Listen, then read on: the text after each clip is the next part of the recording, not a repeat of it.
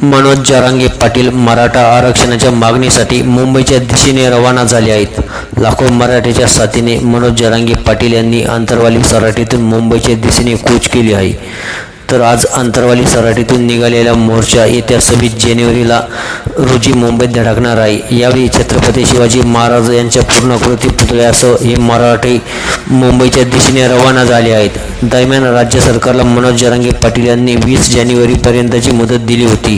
20 जानेवारीपर्यंत सरसकट मराठा समाजाला आरक्षण द्यावं असं जरांगे पाटील यांची मागणी होती।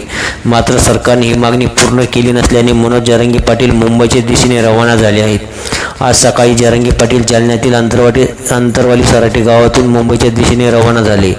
तर मुंबईला रवाना होण्यापूर्वी जरांगे पाटील भावूक झाल्याचे पाहायला मिळाले आहे। तर मित्रांनो, व्हिडिओ आवडल्यास त्यात लाईक करा आणि आमच्या चॅनलला सबस्क्राईब करा। धन्यवाद।